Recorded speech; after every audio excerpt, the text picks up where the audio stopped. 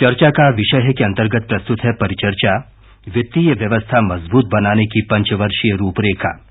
इसमें भाग ले रहे हैं इंडियन इंस्टीट्यूट ऑफ फाइनेंस की प्रोफेसर यामिनी अग्रवाल और पीटीआई के आर्थिक ब्यूरो प्रमुख प्रकाश चावला।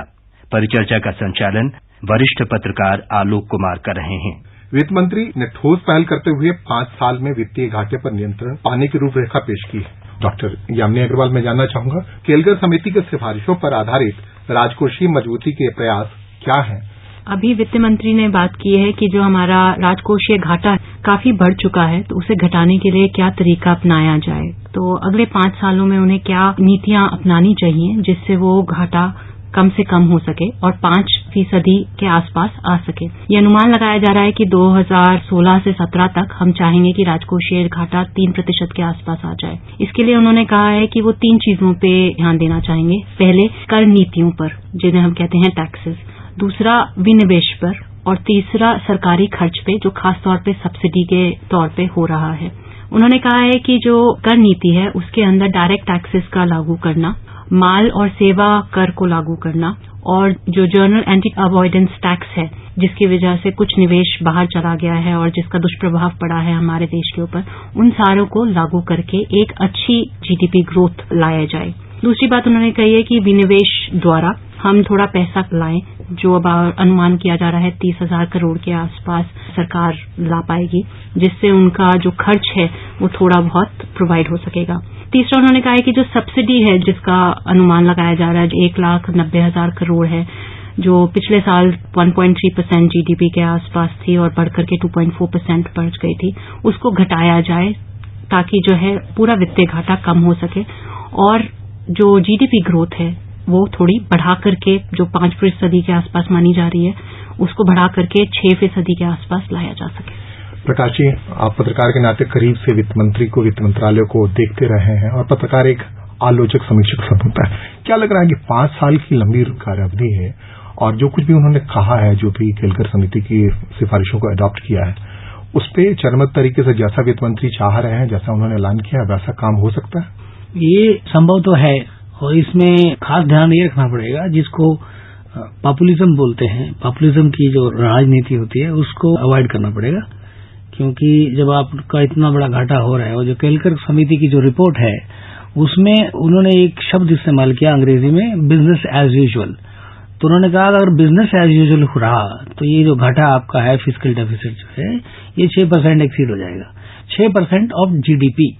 और ये अपने आप में बहुत बड़ी रकम होती है, क्योंकि ये 6% और 5% की बात नहीं है, बहुत बड़ी रकम होती है। अगर आप इस साल का बजट देख लें, जो बोरोइंग्स हैं वो ऑलमोस्ट 30-35% टोटल जो गवर्नमेंट का सरकारी खर्च होता है वो तकरीबन 4 लाख, 4.5 लाख, 5 लाख करोड़ सालाना गवर्नमेंट को मार्केट से बोरो करना पड़ता है ये घाटा पूरा करने के लिए। ऑल 30-35% जो हमारा सरकारी खर्च होता है सालाना वो मार्केट बोरिंग से करना पड़ता है। और सबसे बड़ी समस्या ये है कि वो जो बोरिंग करते हैं उसका आगे काफी रकम है, वो खाली इंटरेस्ट को भुगतान करने में आपकी रह जाती है। तो आप वहीं के वहीं रहते हैं, एक जिसको विशेष डेट सर्कल बोलते हैं, डेट साइकिल बोलते हैं, उसमें फंसने की आपकी बड़ी गुंजाइश रहती है, डर रहता है। और हमारा मुल्क कभी नहीं चाहेगा कि हमारी वो हालत हो जो काफी मुल्क यूरोप में आज की डेट में फेस कर रहे हैं, क्योंकि ऐसी चीजें 2 महीने, 4 महीने, 6 महीने में नहीं होती, आपकी समस्याएं लॉन्ग टर्म की होती है। मैं ये जानकारी चाहूंगा कि रिजर्व बैंक का मौद्रिक नीति पे ऐलान आया है और उसके बारे में जो अखबारों में खबर आई है, बाकी जगहों से आई, कि एक झटका सा लगा। एन पहले केलकर समिति को लेकर जो सरकार ने एक समा बांधी थी उसके अनुरूप नहीं आया। क्या है ये? जी, अगर हम देखें जो हमारी चुनौतियां हैं, हम कोशिश कर रहे थे कि 11वीं पंचवर्षीय योजना के अनुसार हम 9% जीडीपी ग्रोथ रेट ले सकें।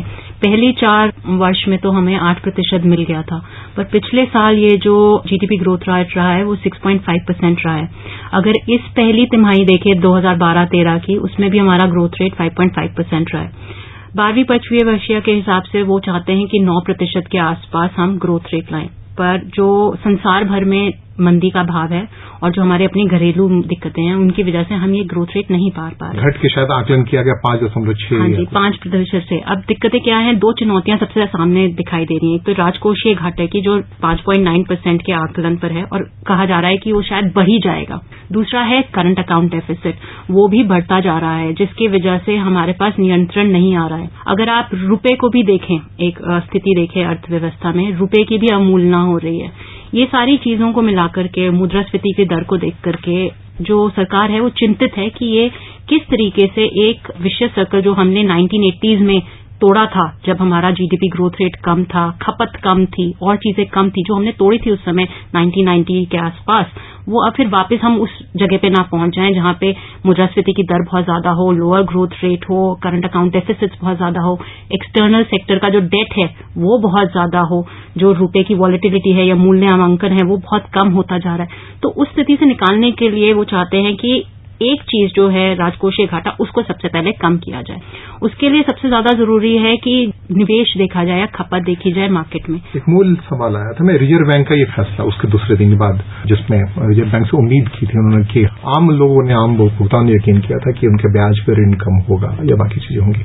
पूरा सिस्टम एक साथ काम करता नहीं दिख रहा, ऐसा है क्या? सिस्टम काम करेगा अब, क्योंकि वो चाहते हैं कि निवेश बढ़े, पर जो मुद्रास्फीति की दर है वो अगर इतनी बढ़ी है तो बैंक उस रेट पे नहीं दे सकते जिस रेट पे वित्त मंत्री चाहते हैं, क्योंकि जो इंटरेस्ट रेट है उसका एक सबसे बड़ा कंपोनेंट होता है मुद्रास्फीति की दर। अगर वो ही कम नहीं होगी, जो 7.8% के आसपास है, तो कैसे एक्सपेक्ट किया जा सकता है कि जो इंटरेस्ट रेट्स हैं वो कम किए जाए।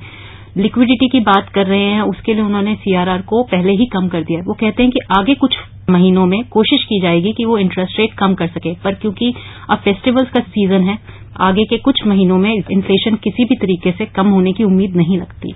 प्रकाश जी, राजकोषीय घाटा कम करना या उसे नियंत्रण करना कठोर अनुशासन साथ साथ है, और हम डेमोक्रेटिक हैं, घोर डेमोक्रेटिक हैं, जहां हमें बहुत सारी चीजें कल्याणकारी स्टेट के तौर पे अपने को कायम रखना है। बहुत सारी योजनाएं लंबित है, पाइपलाइन में है। इसी दिसंबर में सेशन शुरू होने वाला है, तो फिर उसमें फैसला होना है कि कैसे खाद्य नीति घोषित जो एक रूपरेखा तय हो गई है वो पेश होना। तो इन सारी चीजों को कठोर अनुशासन के साथ पूरा हो पाएगा। ये मैंने जैसे आप शुरू में जिक्र किया कि इसमें काफी, जिसको पॉलिटिकल विल पावर बोलते हैं, बड़ी जरूरी है इस चीज के लिए। अनुशासन रखना और पॉलिटिकल विल पावर ये बड़े जरूरी है घाटा कम करने के लिए। और ये जब नहीं करेंगे तो फिर आने वाले जनरेशन है उसके लिए हम इतना बड़ा उधार छोड़ के जाएंगे। और एक शुरू में मैंने बोला पॉपुलिज्म को आपको छोड़ना पड़ेगा, लेकिन काफी हद तक गुंजाइश ये भी रहती है कि इतना खर्च होता है, फजूल खर्च भी होता है जिनकी कोई अकाउंटेबिलिटी नहीं है। अगर आप वो रोक लें, कम से कम जिसका कोई फजूल खर्च के रोक लें, और आप जो एसेंशियल चीजें, वो ऐसा नहीं है कि आप रोक नहीं सकते हो। क्या इस पे कोई चार्टर्ड है कि कहाँ का पॉइंट आउट हुआ है कि कहाँ there is something called outcome budget. अब आउटकम बजट में फिजिकल टारगेट्स लोग होते हैं कि क्या हुआ। आउटकम बजट को हमारी ये विडंबना है कि उसको कोई सीरियसली लेता ही नहीं। किसी भी चीज को आंकलन करते हैं तो पैसा कितना खर्च हुआ, वो कहाँ खर्च हुआ, उसकी कोई अकाउंटेबिलिटी है कि नहीं। What is called performance audit by the even CAG। हमारा जो सालाना खर्च होगा 14 लाख करोड़ रुपया सालाना सरकार का खर्च होता है। कुछ एक चीजें होती हैं आप नहीं कंट्रोल कर सकते, आप डिफेंस एक्सपेंडिचर आप नहीं रोक सकते। तो कल्याणकारी योजना है, कल्याणकारी योजना है, उसमें भी वेस्टेज रोक की जा सकती है। सब्सिडी आप किधर जा रही है, जिसको टारगेटिंग ऑफ सब्सिडी बोलते हैं। अब ये लोग आधार वगैरह की बात कर रहे हैं। सरकार की यही उम्मीद है कि आधार जो योजना है अपने आप में सफल होगी और उसके तहत ये लोग काफी हद तक उसका घाटा पूरा, ताकि डायरेक्ट सब्सिडी होगी। लेकिन अब ये देखने वाली बात है। लेकिन सबसे अहम बात है जो आपने कहा, अब चूंकि इलेक्शन आने वाले, स्टेट असेंबली इलेक्शन आने वाले, उसके बाद 2014 में फिर जनरल असेंबली आने में, तो है तो बड़ी मुश्किल। डॉक्टर यामिनी, एक और मल्टीपल टैक्सेशन से हम गुजर रहे हैं। एक आम शिकायत है, मैं वित्तीय मामलों के जानकार के नाते ना बात करूं, लेकिन एक आम उपभोक्ता या आम नागरिक नाते मुझे कई जगहों पर टैक्स देना पड़ता है, और कितना टैक्स देना पड़ता है इसका अनुमान नहीं है। अगर ईमानदारी से मैं उसका आकलन करूं 70% तक पहुंच जाता है या उससे ज्यादा पहुंच जाता है, और ये विडंबना हम झेल रहे हैं। तो एक और राजकोषीय घाटा कम करने, उसके लिए अनुशासन की बात, और दूसरी ओर इस पर चुप्पी एक तरीके से कि इसको मल्टीपल टैक्सेशन कैसे कम किया जाए, कैसे हम लोगों को राहत पहुंचाए। दोनों बैलेंस कहीं दिख रहा है आपको? जी, अगर आप देखें जो कर क्यों में इन्होंने कोशिश की है कि बदलाव लाया जाए, चाहे वो डायरेक्ट टैक्स कोड के थ्रू किया जाए या बाकी कोड्स के थ्रू किया जाए, वो उसमें ये कोशिश जरूर की गई है कि उसको थोड़ा आसान किया जाए और जो लोग जितना पैसा दे रहे हैं, जो खासतौर पे ऑनेस्ट टैक्स पेयर्स हैं, उनका पैसा ध्यान से लगाया जा सके। एक और चीज अगर देखे जाए, गवर्नमेंट के पास क्या सोर्सेज हैं, टैक्सेस सबसे बड़ा सोर्स पड़ जाता है, तो इसलिए वो किसी भी तरीके से कोशिश करेंगे कि वो कर इस तरीके से लगाया जाए जहां से मैक्सिमम कलेक्शन हो सके। मल्टीपल टैक्सेशन को अवॉइड करने के लिए उन्होंने बहुत सारी नीतियां अपनाई हैं, पर वो अभी तक सफल नहीं हो पाई हैं। कारण ये है क्योंकि अभी भी नीतियों में बहुत जगहों पे लूप होल्स हैं जो अभी भी प्लग नहीं हुए हैं। अगर वो प्लग हो जाते हैं तो कर नीतियों के साथ साथ कर भी बढ़ जाएगा। जैसे अनुमान लगाया जा रहा है कि माल और सेवा गाड़ी के जो सेवा कर है उसको अगर हम लागू करते हैं तो जीडीपी के अंदर जो ग्रोथ ऑब्जर्व किया जाए वो 1.7% के आसपास माना जा रहा है। दूसरी चीज ये भी देखी जा रही है कि गवर्नमेंट को कटौती कहाँ की जा सकती है। जैसे इन्होंने कहा कि सब्सिडी में कटौती। मेरा मानना है कि क्योंकि अभी मुद्रास्फीति की दर बहुत ज्यादा है, महंगाई की मार लोगों पे बहुत पड़ी हुई है, तो सब्सिडी में कटौती करना बहुत अच्छा वो नहीं होगा सोल्यूशन। उसके अलावा बहुत सारी चीजें हैं जहां पे गवर्नमेंट अपनी कटौतियां देख सकती है। जैसे वो बहुत सारे प्रोजेक्ट्स लाती है, उसमें कॉस्ट और टाइम ओवररन्स होते हैं, वो एस्केलेशन कॉस्ट कम करी जाए। जैसे इन्होंने कहा बेफिजूल के खर्चे की जगह अगर वो आइडेंटिफाई करें कि कहां पे वेलफेयर स्कीम्स के टारगेट्स आइडेंटिफाइड हैं, वहां पे देखा जाए तो उनसे गवर्नमेंट के खर्चे अपने आप कम आएंगे। एक तीसरी चीज जो बहुत जगहों पे नहीं मेंशन की गई है और बहुत इंपॉर्टेंट है, वो है हमारे रुपए का अवमूल्यन। जो अगर आप पिछले अक्टूबर का देखें तो हम $1 44 रुपीज के आसपास थे। आज अगर हम देखें वो 54, 10 रुपए की गिरावट है। जब 1 रुपए भी बढ़ता है तो जो एक्सपोर्टर्स हैं वो सबसे ज्यादा शोर मचाते हैं, पर ये 10 रुपए की गिरावट पे कोई भी शोर नहीं मचा रहा।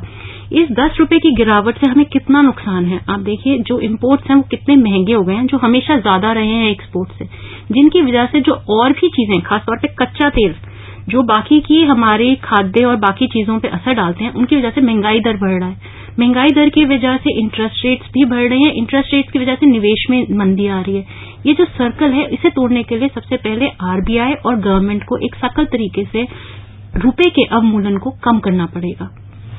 प्रकाश जी, वित्त मंत्रालय के आसपास आप मंडराते रहते हैं, लोगों से इंटरेक्ट करते रहते हैं, वित्त मंत्री करीब होते हैं, लग रहा है कि वाकई कोई इतना सीरियसली इन सब पहलुओं पे कि लूप हॉल जहां है उसको ढकने की बात, इसके अलावा जो अनुशासन के लिए कैसे अनुशासन हो, और जो रुपए के अवमूल्यन के बारे में अभी बता रही थी, उन सबको पे रोकथाम कंट्रोल करने के लिए कोई ठोस या कारगर पहल हो रहा है? 2 तरीके होते हैं अपनी रेवेन्यू को बढ़ाने के लिए। एक होता है कि आप अपने खर्च कम कर लीजिए और बेफजूल खर्च कम कर लीजिए। एक सबसे जो अहम तरीका होता है कि आप अपनी आमदनी बढ़ा लीजिए। इस देश की आमदनी, टैक्स जो है, सरकार की आमदनी, अगर आप पीछे 4 साल का टैक्स देखें तो आप देखेंगे टैक्स रेवेन्यू ऑलमोस्ट डबल हो गया।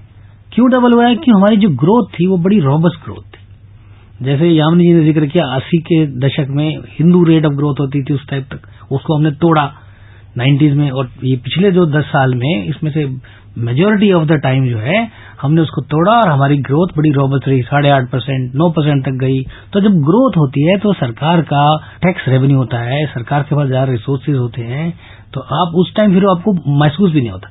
और उसमें जो विशेष सर्कल जो डॉक्टर यामिनी ने बात कही कि ये रुपए की जो डेप्रिसिएशन हो रहा है, ये क्यों हो रहा है? क्योंकि कहीं ना कहीं ग्लोबल इन्वेस्टर को शक पड़ता है कि भाई हिंदुस्तान में इस टाइम पैसा भेजना सेफ है कि नहीं है।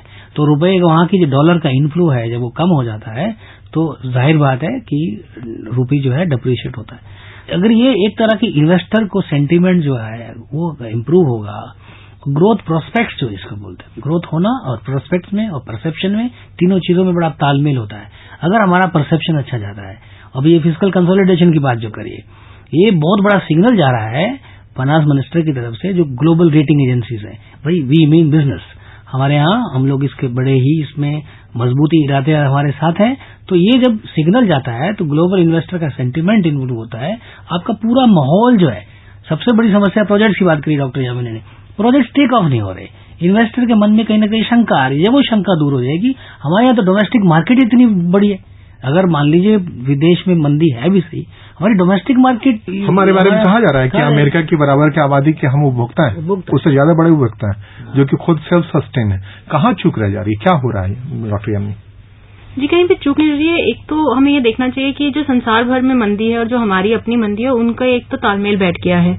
दूसरी चीज हमें ये देखनी है कि ये जो हम कारण मंदी के कर रहे हैं, उनमें हम आगे आंकलन कैसे लगा सकते हैं। जैसे कि हमें कितनी ग्रोथ रेट चाहिए, अगर हम कृषि ही देखें कि हम कितना चाहते हैं, पर हम उसमें ग्रोथ रेट 4% चाहते हैं कि 9% हमें जीडीपी में ग्रोथ रेट चाहिए, पर हमें मिलती कितनी है? 2%। इंडस्ट्री में हम ग्रोथ रेट चाहते हैं 9%। अगर आप आईआईपी के इंडेक्स अभी देखें तो हमारा ग्रोथ रेट सिर्फ 2.7% के आसपास है, तो उससे हम कहां पे जीडीपी 9% ग्रोथ लाएंगे? सर्विसेज सेक्टर जो एक अच्छा परफॉर्म कर रहा है, जिसमें हमें ग्रोथ रेट चाहिए 10%, बस वही ग्रो कर पा रहा है, वो भी थोड़ा, और क्योंकि हम उसे ग्रो करता देख रहे हैं तो हम उस पर कर लगा देते हैं।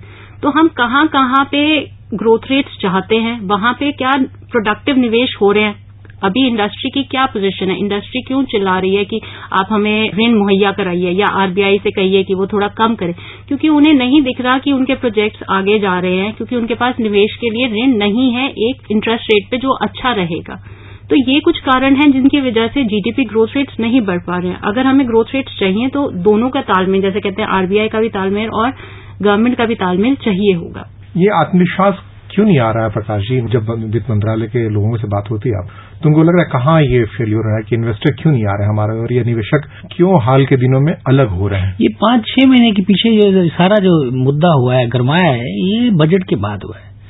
एक तो यही शुरुआत हुई, ये जो कुछ एक कंट्रोवर्शियल टैक्स प्रपोजल लाए, वहां से ग्लोबल इन्वेस्टर जो है वो नाराज हो गया। अब शेयर मार्केट की बात करते हैं, शेयर मार्केट को लोग नोशनल मानते हैं, लेकिन ये अपने आप में बहुत इंपॉर्टेंट सेंटिमेंट्स होता है जो पूरे माहौल को कहीं ना कहीं असर छोड़ता है। पूरा सुस्त था वो बड़ा। हाँ, तो ये शुरू हुआ बजट के बाद से, और फिर कहीं ना कहीं पॉलिटिकल माहौल हल्का फुल्का खराब हुआ, डिसीजन होने में डिले हो रही थी, ये सारी चीजें चलते चलते जो है स्थिति खराब होती गई।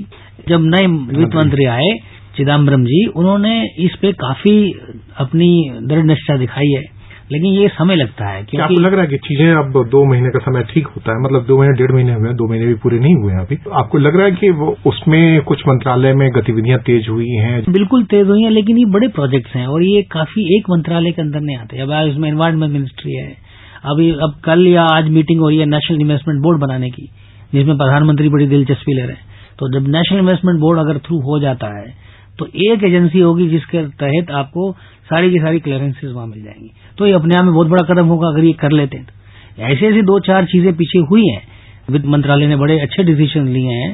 तो एफडीआई को काफी उन्होंने, एफडीआई इन रिटेल का मामला है, एफडीआई इन रिटेल ऐसा नहीं कि ओवरनाइट आपको बहुत बड़ा कोई यहाँ इन्वेस्टमेंट आने वाला है, लेकिन एक सिग्नल जाता है, वो बड़ा ही पॉजिटिव सिग्नल गया है। तो माहौल धीरे धीरे ठीक होगा। जाहिर बात है, बिल्कुल निराश होने वाली स्थिति भी नहीं है। डॉक्टर यामिनी, शास्त्री प्रोफेसर हैं आप, क्या माहौल असर करता है या आपकी गतिविधियां असर करती हैं आपके पिछड़ने में? अगर जैसे माहौल है, एक देश में एक फिजासी है कि एक एंटी एस्टैब्लिशमेंट बातें होती हैं, लगातार इन्वेस्टमेंट को बरगलाने की बात होती है, लेकिन उसी बीच क्या उसका असर पड़ता है इन्वेस्टर पे या फिर काम करने वाले व्यापारियों पे, या वो उपभोक्ता के भरोसे हैं कि उपभोक्ता आके सामान ले जा रहा है तो उनको क्या फर्क पड़ रहा है? जी, दोनों का ही है। ऐसा नहीं है कि एक चीज पे असर है। अगर फ्यूचर प्रोस्पेक्ट ज्यादा अच्छे हैं तो मैं और लागत लगाने को तैयार हूं, निवेश करने को तैयार हूं। और अगर मुझे लगता है कि सरकार एक सकारात्मक तरीके से मेरे को आगे निवेश करने देगी तो मैं और पैसा लगाऊंगी। जैसे इन्होंने कहा कि एक सिग्नल जाता है, उन सिग्नल के लिए एक सिर्फ चीज नहीं की जाती, बहुत सारी चीजें, जैसे इन्होंने कहा एफडीआई मल्टी रिटेल ब्रांडिंग में बात की गई, या पेंशन्स में बात की गई, या इंश्योरेंस में बात की गई। ये सारे एक पॉजिटिव सिग्नल्स हैं फॉरेन इन्वेस्टर्स के लिए। आपके घरेलू इन्वेस्टर्स के लिए, उनके लिए आपने क्या सिग्नल्स दिए? अभी तक कोई स्पेसिफिक सिग्नल्स नहीं आए हैं। उनके लिए अभी भी मुद्रास्फीति की दर बहुत बढ़ी हुई है, प्राइसेस बहुत ज्यादा हैं, लोग अभी भी परेशान हैं, पेट्रोल की प्राइसेस और बढ़ चुकी हैं, एलपीजी की प्राइसेस बढ़ चुकी हैं। उनके लिए अभी ये सोचने की जरूरत है कि वो जो चीज मार्केट में ला रहे हैं, बाजारों में आज लाएंगे, क्या उपभोक्ता उनकी खपत करेंगे, क्या उनके पास उतने पैसे हैं या नहीं है। अब इन सब के लिए कल जो उन्होंने बात कही कि हम फिस्कल कंसोलिडेशन लाएंगे और चीजें करेंगे, ये एक अनुमान लगाया जा रहा है कि अच्छी होगी हालत आगे। ये नहीं होगा कि महंगाई की दर बढ़ेगा, हम कोशिश करेंगे उसे कम करने का और ग्रोथ लाने का। तो उससे जरूर उपभोक्ता कुछ हद तक आगे निवेश करना चाहेंगे, पर वो जरूर देखना चाहेंगे कि प्रॉफिट्स कितने हैं। अगर कल की ही रिपोर्ट देखें, जो 10 क्वार्टर के प्रॉफिट्स हैं वो सबसे लो लेवल्स पे आइडेंटिफाई किए गए हैं, कि उन्होंने कहा है कि कॉर्पोरेट्स में सबसे कम लागत पे लाए गए। तो फिर उनसे कैसे निवेश करेंगे वो आगे? प्रकाश जी, क्या इसको कितनी गंभीरता से ले रहा है मंत्रालय? दिक्कत यह है कि आज अगर आप आरबीआई गवर्नर के इंटरव्यूज पढ़ें, आज पेपर्स में छपे हुए हैं, उसमें बड़ी विचित्र सी स्थिति है हमारे देश की। इस टाइम पूरे वर्ल्ड में देख लीजिए, काफी इमर्जिंग इकोनॉमीज भी जो हैं, ग्रोथ लो है, उसमें कोई संदेह नहीं है, लेकिन इन्फ्लेशन भी लो है काफी मुल्कों में, हमारी बड़ी विचित्र स्थिति है, हमारी ग्रोथ भी लो है, इन्फ्लेशन बड़ी हाई है, किसी न किसी आदमी को रिस्क लेना पड़ेगा हल्का सा। तो ये एक उम्मीद जताई जा रही थी इस बारी की आरबीआई गवर्नर हल्का रिस्क लेंगे, इसको कैलकुलेटेड रिस्क और लेना बड़ा जरूरी है। नहीं तो आप फिस्कल और ये जो मॉनेटरी है, दो टूल्स हैं, अगर एक दूसरे पे ऐसे ऐसे डिपेंड रहते हैं पता नहीं क्या होगा, लेकिन किसी न किसी को रिस्क लेना पड़ेगा। ठीक है, हो सकता है 2-4 महीने में नेगेटिव इंटरेस्ट रेट लोगों को आ जाएगा, मान लीजिए इंटरेस्ट रेट कम कर जाता है तो, क्योंकि इन्फ्लेशन 8% के तकरीबन है और इंटरेस्ट रेट कम हो जाता है तो what is called in economic parlance, हम तो इकोनॉमी इसलिए समझते हैं कि भाई ये इसको नेगेटिव इंटरेस्ट बोलते हैं। थोड़ा इंटरेस्ट कैलकुलेट लीजिए तो आप क्या होगा, डिमांड पुश मिलेगा। ये जोखिम क्यों नहीं लिया जा पा रहा है डॉक्टर यामिनी, क्या लग रहा है आपको? जी, वो जोखिम ले नहीं सकते, बैंकों की स्थिति इतनी अच्छी है नहीं। लिक्विडिटी की पोजीशन अगर आप देखें, ग्लोबल फाइनेंशियल क्राइसिस के बाद बैंक हमारे संभले हुए हैं, ऐसा नहीं है कि हमारे पास कोई दिक्कत आई है, पर कितने रेजिलियंट हैं आप देखिए। लिक्विडिटी क्रंच बहुत स्ट्रांग है, बहुत सारे बैंकों ने अपना पैसा रियल एस्टेट में या बिल्डर्स को या उन चीजों में लगा रखा है जहां से वो पैसा नहीं मिल रहा, और बहुत सारी जगहों पे लगा रखा है जहां पे उत्पादन नहीं हो पा रहा। तो जब उनके पास लिक्विडिटी नहीं है और उन्हें पैसा चाहिए तो वो उपभोक्ताओं से पैसा ले रहे हैं एक पर्टिकुलर रेट पर और उसी को वो आगे दे सकते हैं। अब वो अगर उठा ही रहे हैं एक हायर रेट पर तो वो आगे कैसे उसको लोअर रेट पे सप्लाई करें। दूसरी चीज अगर हम देखें कि वो रिस्क लेने की जो बात जहां तक कह रहे हैं, रिस्क लेने की बात नहीं है। जो आरबीआई कर सकती थी इस समय कि रेपो रेट ना घटा करके भी एक डायरेक्टिव प्रिंसिपल आइडेंटिफाई कर सकती थी, ये बैंकों में बहुत समय से हो रहा है। अगर आप देखें कभी भी आरबीआई ये कह सकती है बैंकों की कि आप इन क्षेत्रों में लोन दीजिए और इन क्षेत्रों में लोन थोड़ा कम दीजिए, या इन क्षेत्रों में जो लोन दें उसके ऊपर ये इंटरेस्ट रेट चार्ज करिए या इन क्षेत्रों पर ये रेट चार्ज करिए। अगर हम देखें खनन और इंफ्रास्ट्रक्चर की जो इंडस्ट्रीज है उनके ऊपर कंसंट्रेशन ज्यादा किया जा सकता था, या कृषि के ऊपर और ज्यादा कंसंट्रेशन उनको आइडेंटिफाई किया जा सकता, वो नहीं किया गया। सिर्फ कंसंट्रेशन चल रहा है दो चीजों पे, एक तो सीआरआर पे और एक रेपो रेट पे। ये सिर्फ मेजर टूल्स हैं जिनको हम कहते हैं मॉनेटरी टूल्स हैं, जो जरूर लिक्विडिटी और चल निधि को करते हैं इफेक्ट, पर ये सिर्फ टूल्स नहीं है। आरबीआई के पास और बहुत सारे टूल्स हैं बैंकिंग को। जैसे अगर हम बात करें बैंकिंग लाइसेंस की, अगर आप ऋण नहीं मुहैया करा सकते तो आप बाकी लोगों को आने दें उस क्षेत्र के अंदर। अभी भी आरबीआई के गवर्नर बात कर रहे हैं सिर्फ एक अर्बन कोऑपरेटिव बैंक को लाने के कमर्शियल बैंक से, क्यों नहीं बात कर रहे बैंकिंग लाइसेंसेस की, क्यों नहीं और लोगों को आने दे रहे अगर आप नहीं प्रोवाइड कर सकते। तो ये एक बहुत इंपॉर्टेंट चीजें हैं जो आरबीआई कर सकती है लिक्विडिटी को बढ़ाने के लिए, ओवरऑल फाइनेंशियल सिस्टम को इम्प्रूव करने के लिए, जिसके तहत उन्हें एक कुछ ठोस कदम उठाने होंगे। प्रकाश जी, आप एक अच्छी बात कर रहे थे कि सब्सिडी सबको क्यों, सवाल ये है कि उसे रोकने की बात होनी चाहिए एक क्लास में, और दूसरी बात ये है कि जैसे यामिनी जी बता रही थी कि भविष्य के लिए हम ज्यादा कीमत अदा कर रहे हैं, बहुत कसते जा रहे हैं खुद को, और महंगाई दर इतनी ज्यादा उछाल पड़ रही है कि कुछ दिनों बाद मुश्किलात रहेंगी। तो इस स्थिति में क्या लग रहा है आपको कि कैसे चीजें बदल सकती हैं? हम ये नहीं कह रहे कि सब्सिडी सबको क्यों दी, सब्सिडी दीजिए, पूरे वर्ल्ड में सब्सिडी है, यूरोप में सब्सिडी है, हमारे यहाँ में सब्सिडी है, कहाँ सब्सिडी नहीं। और सब्सिडी कोई अपने आप बुरी चीज नहीं होती। हमारे यहाँ दिक्कत यह है कि सब्सिडी में जो पिलफरेज होती है, जो सब्सिडी में के नाम पे चोरी हो जाती है बीच में। नहीं, मैं आप फिर से सुधारूं इस सवाल को कि जैसे मैं एक अपर सेक्शन में एक सैलरी लेता हूँ, मुझे गैस सिलेंडर सस्ते में क्यों मिले, उसके बजाय सरकार मुझे कहे कि मैं आपके इलाके की सफाई सुथरे में खर्च कर दे रहा हूँ, आपके सिविल एमिनिटीज में खर्च कर दे रहा हूँ। तो दिखना चाहिए ना, जो मेरी ज्यादा जरूरत है। वो आपके पास सही है, ये क्रेडिबिलिटी तब आएगी ना जब आप ग्राउंड लेवल पे, जैसे यामिनी जी ने जिक्र किया, इंफ्रास्ट्रक्चर पे खर्च तो कीजिए, दिखे तो सही लोगों को कि भैया सब्सिडी रोकी, मेरी सड़क इंप्रूव हो गई या मेरे बच्चों को एजुकेशन हो गए। कितने हॉस्पिटल, अब आप हेल्थ सेक्टर लीजिए, एजुकेशन सेक्टर लीजिए, उसमें कितना एक्सपेंडिचर सरकार का लग रहा है, उल्टा घटते जा रहा है, सारा प्राइवेट सेक्टर उसमें आते जा रहा है। तो कम से कम दिखना चाहिए ना, तो लोग आप पे तभी विश्वास करेंगे, तभी आपकी जो इकोनॉमिक थ्योरी है उसको खरीदेंगे लोग। इकोनॉमिक थ्योरी को भी बेचना पड़ता है ना आम लोगों के सामने, वो तभी खरीदेंगे। अब आप सब्सिडी भी घटा दें और ऊपर से आप उनको आप बोली जी नहीं, आप महंगे हॉस्पिटल में जाके 4 लाख रुपए करके आप ओपन हार्ट सर्जरी कराइए, तो वो तो फिर पिसेगा आदमी, कोई भी आदमी पिसेगा। जो यहाँ हिंदुस्तान के परिप्रेक्ष्य में मिडिल क्लास के लोग क्या होते हैं, 15,000 रुपए वाला भी मिडिल क्लास लोग होता है। जो बात मैं कह रहा था, मल्टीपल टैक्सेशन से हर मिडिल क्लास का आदमी परेशान है।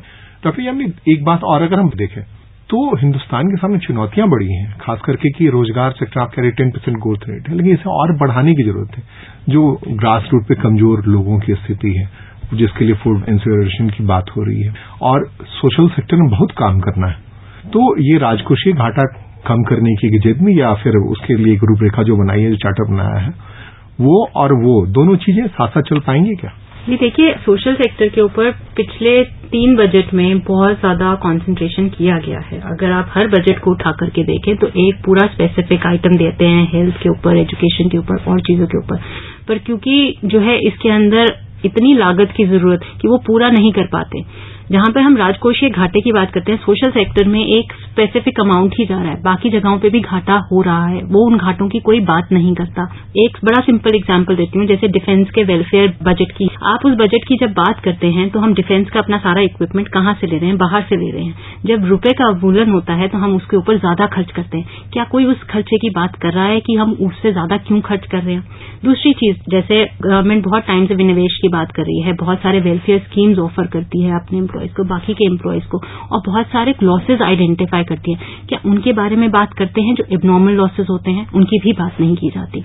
तीसरी चीज जो हम एक बहुत खो जाते हैं किसी चीज में, कि जब हम पब्लिक गुड्स ऑफर करते हैं, चाहे वो तेल हो, चाहे हम कोई भी चीज ऑफर कर रहे हैं, हम उसकी प्राइसिंग की बात करते हैं। जैसे अभी कुछ ही हफ्तों पहले ये बात की गई कि तेल की कीमतें आप कैसे डिफाइन कर रहे हैं। आप तेल कंपनियों को कह देते हैं कि जितना आपका लागत लग रही है आप पहले वो हटा लीजिए, फिर जो आपकी इनकम बने आप वो प्रॉफिट गवर्नमेंट को दे दीजिए, ठीक है, पर वो आप अपनी कॉस्ट कैसे आइडेंटिफाई कर रहे हैं? आप उस कॉस्ट की ट्रांसपेरेंसी ला रहे हैं?